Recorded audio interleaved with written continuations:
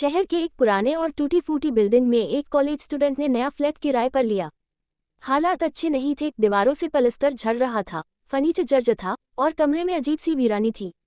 जब वो दीवार का छिलता हुआ वॉलपेपर हटाने लगा तो उसे एक छोटा सा सुराख नजर आया। ताज्जुब हुआ, झांक के देखा तो सामने वाले कमरे का पूरा मंजर दिख रहा था। कोई घर पर नहीं था तो उसने टिश्यू पेपर से सुराख बंद कर दिया। अगली शाम जब वो घर लौट रहा था तो लिफ्ट में एक खूबसूरत लड़की दाखिल हुई। जब वो अपने फ्लैट की तरफ बढ़ा तो देखा कि वही लड़की उसी के पड़ोस के दरवाजे की चाबी निकाल रही थी। वो पड़ोसन थी। कमरे में आकर उसका दिल उसी लड़की की सोच में उलझ गया। फिर वो जज्बात में आकर सुराख से झांकने लगा। वो लड़की अपने कपड़े उतार रही थी, शायद नहाने जा रही थी। उसे पता नहीं था कोई उसे देख रहा है। वो चुपचाप देखता रहा। रात के वक्त अचानक किसी के कराहने की आवाज़ से उसकी आंख खुली। आवाज़ फिर उसी कमरे से आ रही थी।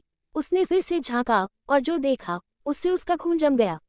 एक लंबा आदमी उस लड़की के ऊपर झुका हुआ था। उसके हाथ में लंबा चाकू था और वो उसे बार बार चाकू मार रहा था। लड़की तड़प रही थी और हर बार के वार के साथ उसकी आवाज़ कम होती जा रही थी। आखिरी वार और सन्नाटा। वो घबरा कर फ़ोन लेने भागा। पुलिस को कॉल करने ही वाला था कि एक ख्याल आया, अगर उसने रिपोर्ट की तो सबको पता चल जाएगा कि वो लड़की को छुप कर देखता था। शर्म और डर के मारे उसने कॉल नहीं की। अगली शाम पुलिस उसके दरवाजे पर थी।